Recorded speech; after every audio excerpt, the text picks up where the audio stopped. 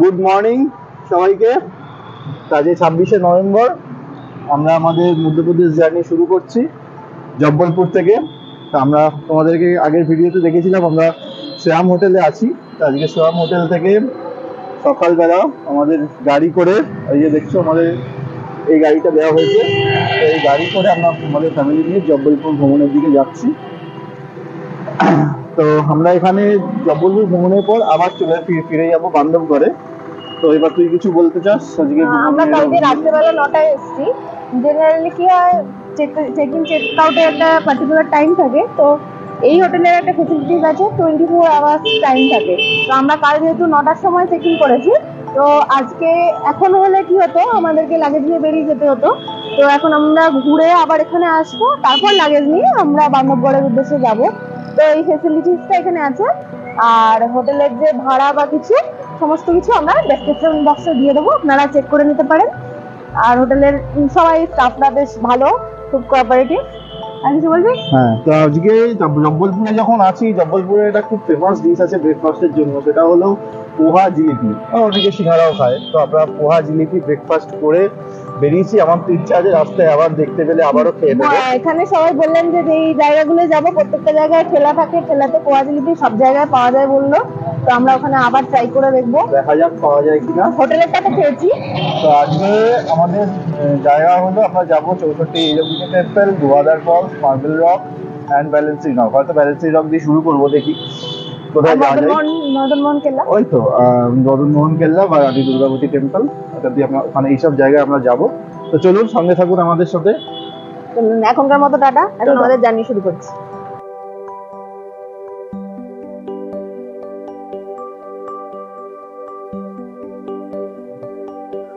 উনিশশো 1956 সালে মধ্যপ্রদেশ গঠনের সময় তৈরি হয় মধ্যপ্রদেশের সাংস্কৃতিক রাজধানী জব্বলপুর। শোনা যায় পৌরাণিক জবলি ঋষির নামেই এই নামকরণ। সেই জব্বলপুর ভ্রমণ আমরা শুরু করছি ব্যালেন্সিং রক দেখে।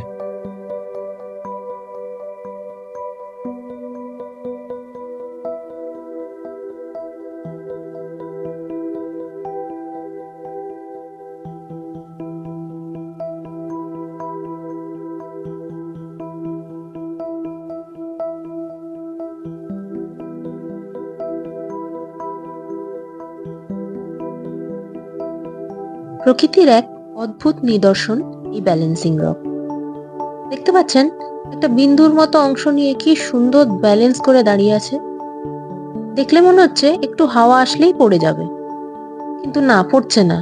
1997 সালে প্রচন্ড ভূমিকম্প হয়েছিল পুরো জব্বলপুর শহর জুড়ে। পুরো জব্বলপুর তছনছ হয়ে গেছিল, কিন্তু আজও স্বমহিমায় দাঁড়িয়ে আছে এই ব্যালেন্সিং রক। এর কিচ্ছু হয়নি। তো এই প্রকৃতির এই অদ্ভুত নিদর্শন দেখতে আপনাদের অবশ্যই আসতে হবে জব্বলপুরের ব্যালেন্সিং রক।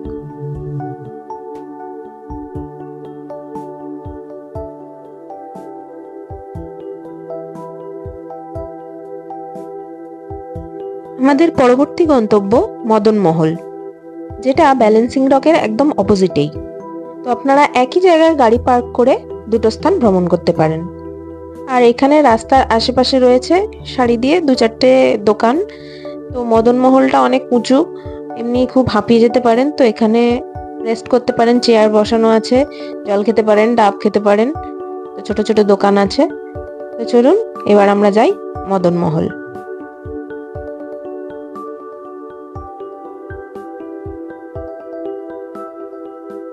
ইতিহাস খ্যাত মদন মহল আনুমানিক 11শো শতাব্দীতে সেই সময় এই অঞ্চলে রাজত্ব করছেন গুণ শাসক মদন শাহ। সেই সময় তিনি এই কেল্লা নির্মাণ করেন। অনেক উঁচুতে থাকায় সেনারা এটিকে ওয়াচ টাওয়ার হিসেবে ব্যবহার করত।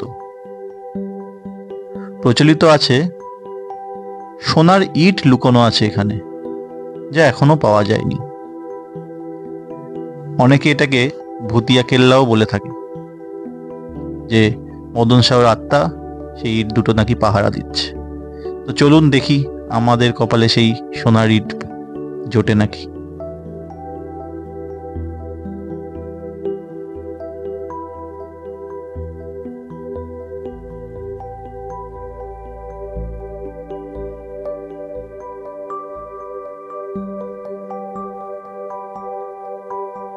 এই মদনমহলের পথেই পড়ে শিব পার্বতীর মন্দির।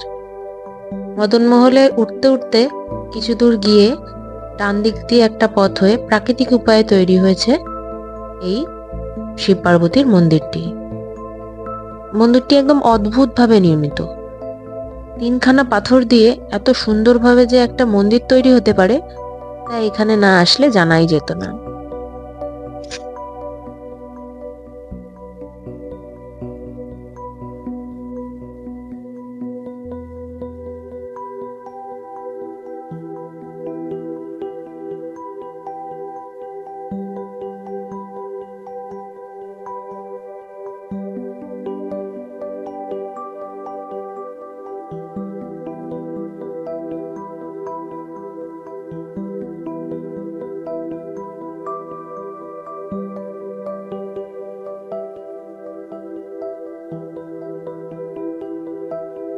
মন্দিরে ঢুকেই প্রথমেই আছেন নিজ মহিমায় মহাদেব।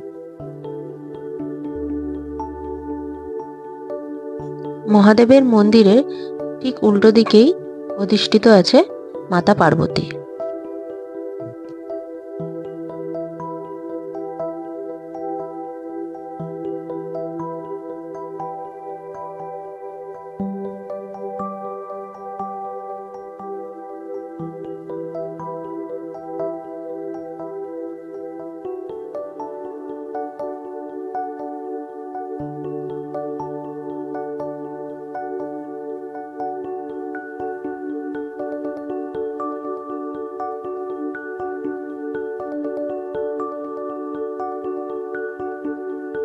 মন্দির পরিদর্শন করে একটু বাইরের দিকে আসতেই চোখে পড়ল এক অদ্ভুত দৃশ্য। পুরো জব্বলপুর শহরটাকে এই উপর থেকে দেখতে অসাধারণ লাগছে।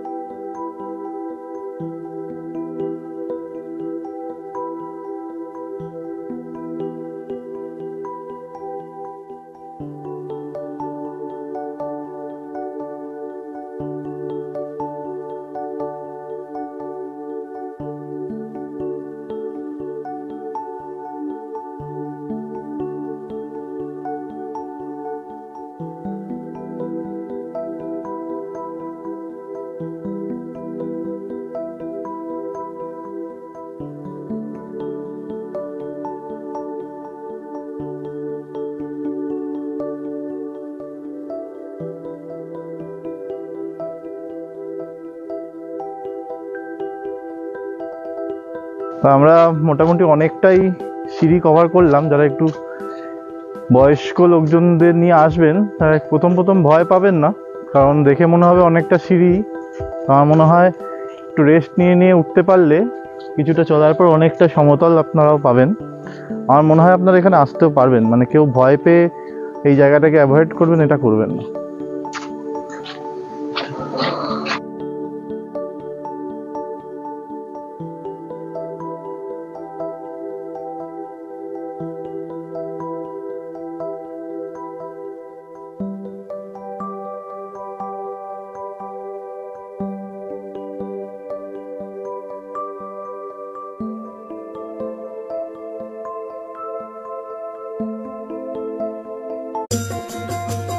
এই মদনমহল আবার রানী দুর্গাবতীর নামেও খ্যাত। রানী দুর্গাবতী ছিলেন চান্দেল রাজা প্রীতি সিং এর কন্যা, যে চান্দেল রাজারা বিশ্ববিখ্যাত খাজুরাহ মন্দির নির্মাণ করেছিলেন। গুণ সম্রাট মদন শাহের পুত্র দলপত শাহের পত্নী ছিলেন দুর্গাবতী। তাদের পুত্র সন্তান বীরনারায়ণ যখন 4 বছর বয়স, দলপত শাহ তখন মারা যান। রানী শাসনভার তখন নিজের হাতে তুলে নেন। সেই সময় গুণ রাজ্য ছিল কৃষিভিত্তিক ও সাংস্কৃতিক দিক থেকে অনেক উন্নত। রণকৌশলও রানী ছিলেন পারদর্শী। মালাবার শাসক বাজবাহাদুর বহুবার আক্রমণ করলেও একবারও তিনি জয়লাভ করতে পারেননি। শোনা যায় রানী দুর্গাবতীর রূপে মোহিত হয়েছিলেন মুঘল সম্রাট আকবর। আকবর আসফ খানকে আক্রমণের আদেশ দিলে আসফ খান পরাজিত হন, কিন্তু দ্বিতীয়বার যুদ্ধে রানী দুর্বল হয়ে পড়েন। যখন তিনি তার পরাজয় অবশ্যম্ভাবী মনে করেন, তখন তিনি নিজের তরবারি দিয়ে আত্মহত্যা করেন, যাতে জীবিত অবস্থায় তিনি মুঘলদের হাতে ধরা না পড়েন। রানী দুর্গাবতীর বীরগাথারও সাক্ষী এই মহল।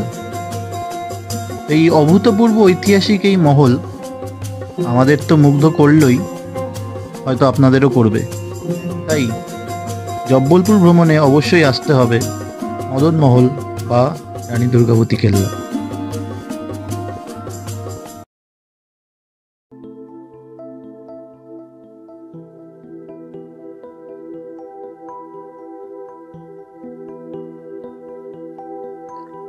তো মদনমহলে অনেকক্ষণ ধরে খোঁজাখুঁজি করেও সোনার ইট তো আমরা পেলাম না, তাই মনের দুঃখে এখন রওনা দিলাম ধোঁয়াধার জলপ্রপাতের উদ্দেশ্যে।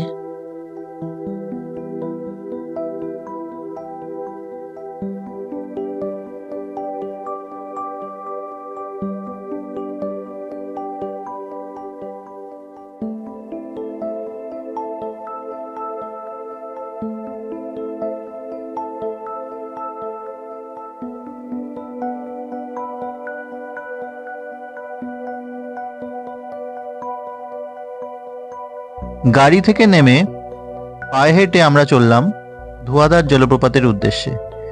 যাওয়ার পথে চারিদিকে সারি সারি দোকান, প্রচুর ঠাকুর দেবতার মূর্তি সাজানো আছে, মার্বেলের তৈরি বিশাল বড় মার্কেট।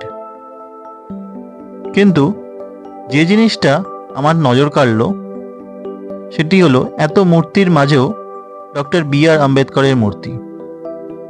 হঠাৎ করে মাথায় খেলে গেল, জব্বলপুরকে তো ন্যায়ের রাজধানী বা ন্যায়ধানীও বলা হয়ে থাকে, তাই ডক্টর বি.আর. আম্বেদকরের মূর্তি এই সমস্ত দোকানে বহুল প্রচলিত।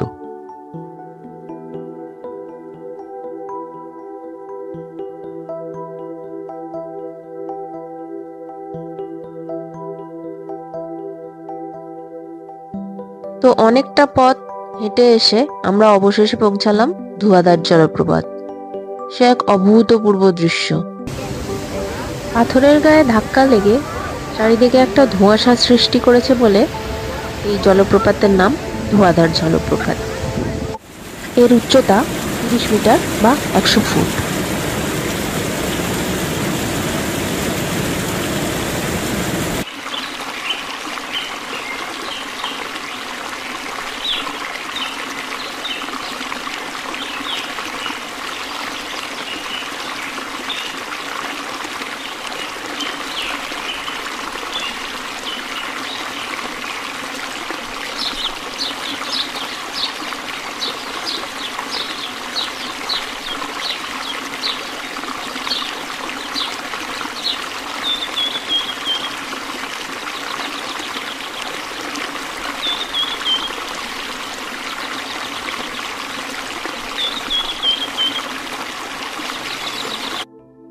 ফেরার পথে লোকাল লোকজনের থেকে জানতে পারলাম, যদি এক্সট্রা 300 টাকার একটা পার্চি কাটা থাকতো তাহলে গাড়ি নিয়ে আমরা একেবারে জলপ্রপাতের সামনেই আসতে পারতাম, আমাদের আর এত হাঁটতে হতো না।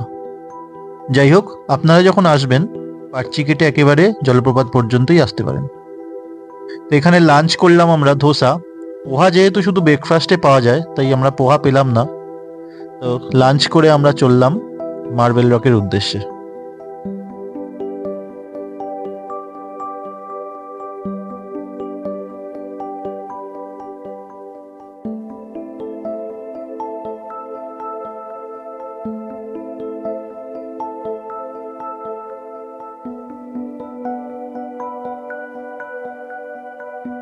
আমরা এসে পৌঁছালাম মার্বেল রকে। নৌকা বিহারের জন্য অনেকটা নিচে নামতে হয়। আমরা জানতাম না এখানে নতুন লিফট চালু হয়েছে। জানলে আমাদের এতটা কষ্ট করে নিচে নামতে হতো না। তবে উঠেছি আমরা লিফটে করেই। তো নিচে নেমে নৌকা বিহারের উদ্দেশ্যে আপনারা টিকিট কাটতে পারেন। টিকিটের মূল্য 25 জনের নৌকায় জনপ্রতি 100 টাকা। এছাড়াও আপনারা নিজেদের প্রাইভেট বোট ভাড়া করতে পারেন। আমরা আলাদা কথা বলে আমাদের জন্য এই নৌকাটি নিয়েছিলাম 1 ঘন্টায় 1500 টাকা রেটে। आप लोग अपने मुखड़े में घर भी लगा के रखना और कैमरे की बैटरी बचा के रखना।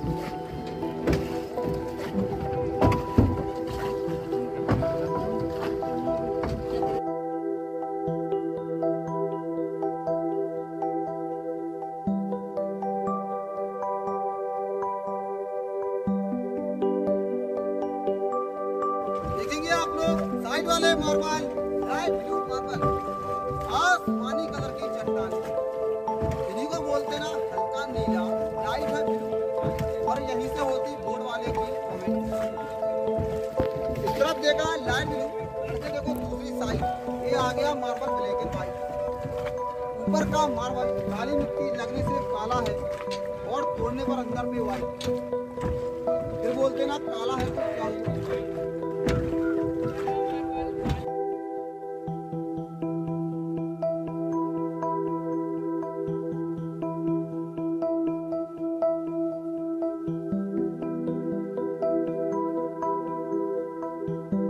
में भोजन नहीं लगाते, उनके डबिंग गिराई जाती है। भोजन लगाएंगे द्वारा फ्रेम में नजर नहीं आएगी। यहाँ की गहराई है 350 फीट, 350 और विश्वास नहीं है सर्वे कर सकता है और 24 घंटे में भूमि जबल। बैक साइड एमपी वालों का होटल जंगल पे मध्य प्रदेश के नाम से जाना जाता है।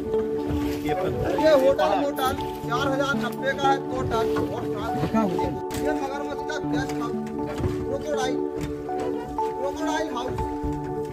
हाँ, यही निकलते मगरमच्छ, 2 बड़े 2 छोटे। मम्मी फिर बोलते ना हम तो हमारे दो और ज्यादा है तो भैंस दो। নর্মদা নদী এখানে পাহাড় কেটে প্রবাহিত হয়েছে, যার ফলে এখানে গভীরতা প্রচুর আর স্রোতও ভালোই।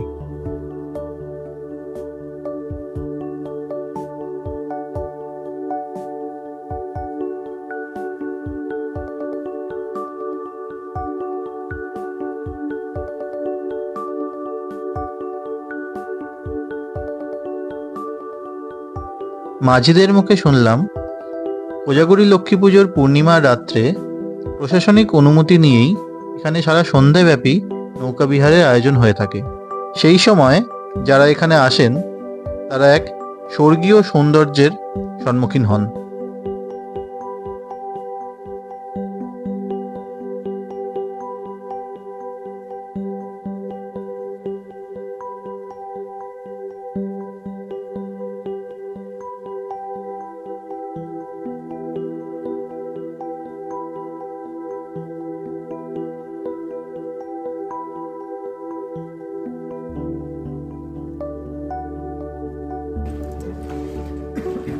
यही का शूटिंग है शोका का, शाहरुख खान करीना वाला। कौन सा वाला, राइट या लेफ्ट? हाँ, लेफ्ट या राइट? ये बीच पे यहीं पे हुआ था। নর্মদা নদীর ওপর নৌকা বিহার করতে করতে যারা নৌকা চালাচ্ছিল তারা বলল যে আমরা যদি সময় বাড়াই বা পয়সা বাড়াই তারা আরও অনেক পয়েন্ট ঘুরিয়ে দেখাবে। কিন্তু আমরা কাছাকাছি স্বর্গদ্বার বা বাচ্চা ধোয়াধার এই পয়েন্ট দুটোতে এক্সট্রা নিয়ে যেতে বললাম। তারা প্রথমে রেট বলেছিল 800 টাকা বেশি লাগবে, তো আমরা একটু দরাদরি করে সেটাকে 400 টাকায় রাজি করালাম। আপনারাও আপনাদের পছন্দ মতো বিভিন্ন পয়েন্টে এক্সট্রা ঘুরতে পারেন, বার্গেনিংটা আপনাকেই করে নিতে হবে।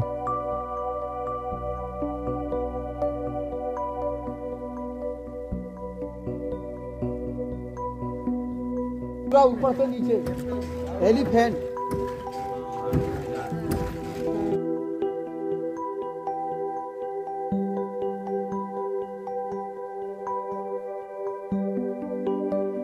वो है न्यू भेड़ा घाट बच्चा धुआं घाट। पानी आने को रास्ता, बोट जाने को रास्ता नहीं है। इसके आगे जाएंगे सुबह अखबारों में नजर आएंगे। ওই দূরে দেখা যাচ্ছে স্বর্গদ্বার, যেখানে দুটো পাহাড় মিশেছে। এই পয়েন্ট দেখার পরেই আমরা ফিরে এসেছি। ফেরার পথে আপনারা দেখতে পাবেন নীল থাম্বার মতো লিফট, যেটা নতুন তৈরি হয়েছে। এরপর আমরা পৌঁছে গেলাম 64 যোগিনী মন্দির, যেটি 10ম শতাব্দীতে কালচুরির রাজারা তৈরি করেছিলেন। পরবর্তীকালে মোগলরা লুটপাট চালিয়ে যেটার অনেকটাই ক্ষতিগ্রস্ত করেছিল।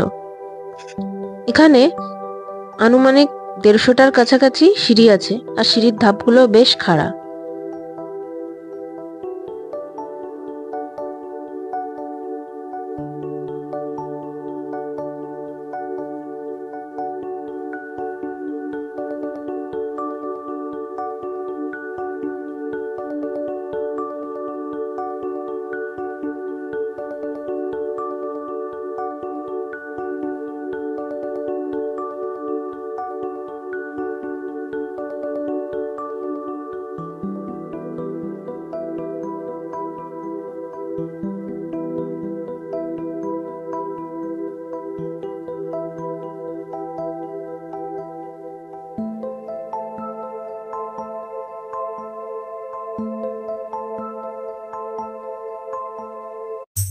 চৌষট্টি যোগিনী মন্দিরের ঠিক মাঝখানে অবস্থিত মুখ্য মন্দির, আর চারপাশে অবস্থান করছে 64টি অবতার দেবীর, যাকে আমরা 64 যোগিনী বলছি।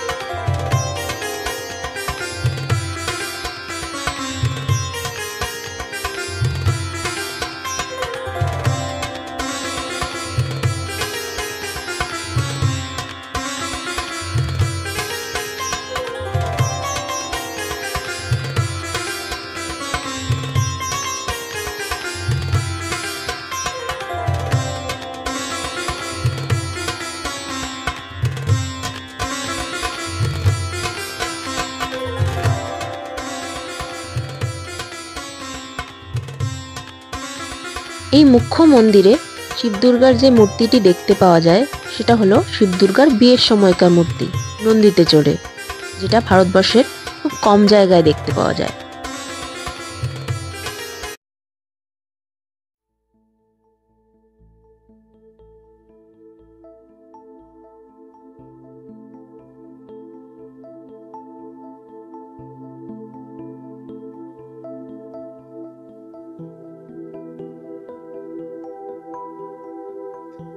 আমাদের পরবর্তী গন্তব্য কাচনার সিটি শিব টেম্পল।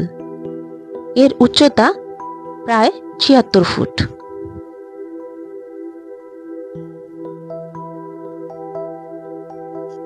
মন্দিরটা এমনিতেই খুব সাজানো গোছানো, কিন্তু এর আসল সৌন্দর্য দেখতে গেলে সন্ধেবেলায় আসতে হবে, কারণ সন্ধেবেলায় খুব সুন্দর লাইটিং দিয়ে সাজানো থাকে। जय हो शंकरा भोलेनाथ शंकरा आदिदेव शंकरा हे शिवाय शंकरा तेरे जाप के बिना भोलेनाथ शंकरा चले ये सांस किस तरह हे शिवाय शंकरा मेरा कर्म तो ही जाने क्या बुरा है क्या भला अमृत से भी मैं बाट के प्याला विष का तूने खुद पिया नमो नमो जी शंकरा भोलेनाथ शंकरा जय त्रिलोकनाथ शंभु हे शिवाय शंकरा नमो नमो जी शंकरा भोलेनाथ शंकरा रुद्रदेव हे महेश्वरा। তো এখন আজকে 26শে নভেম্বর, যেরকম তোমরা সকালে আমরা সারাদিন জব্বলপুর ঘুরলাম, আমরা কোথায় কোথায় গেলাম তোমরা নিশ্চয়ই দেখলে। তো দিনের শেষে আমরা আজকে ফিরে এলাম আমাদের সোয়ামে। আজ এখান থেকে সোয়াম থেকে আমরা চেক আউট করে চলছি বান্ধবগড়ের পথে। তো জব্বলপুর ঘুরতে ঘুরতে অনেক তথ্য পেলাম, কেন জব্বলপুর নাম হলো, জবলি ঋষির নামে কোথায় বসে তিনি তপস্যা করেছিলেন, জবলি ঋষির নাম থেকে শহরের নাম হলো জব্বলপুর, ওইটা লোকমুখে প্রচলিত। আর এই শহরটাকে সংস্কারধানী বলে। আর একটা মজার তথ্য যে এইখানেই ভারতবর্ষের এইখানেই প্রথম স্নুকার খেলা আয়োজিত হয় এবং স্নুকার খেলা হয় 1975 সালে ব্রিটিশদের দ্বারা। তো এই সমস্ত তথ্য নিয়ে জব্বলপুরের খাওয়া দাওয়া ঘোরা বিভিন্ন জায়গা তোমরা যা দেখলে, তো অসাধারণ, নিশ্চয়ই আসতে হবে। আমরা যেরকম ভাবে বললাম, যেভাবে বর্ণনা করলাম, তো সেইভাবে তোমাদেরকে নিশ্চয়ই আসতে হবে জব্বলপুর। আর আশা করি ভালো লাগবে। যদি কোনো আলাদা কিছু জানতে চাও কমেন্ট বক্সে কমেন্ট লিখে পাঠাও, আমরা নিশ্চয়ই তার জানলে তার উত্তর দেবো। আর কালকে দেখা হচ্ছে বান্ধবগড়ে জঙ্গল সাফারিতে। তো চলুন, আজকের মতো টাটা। জব্বলপুরের পর আমরা এখন বান্ধবগড়ের পথে। বান্ধবগড়ের ভিডিও দেখতে চোখ রাখুন আমাদের পরবর্তী পর্বে।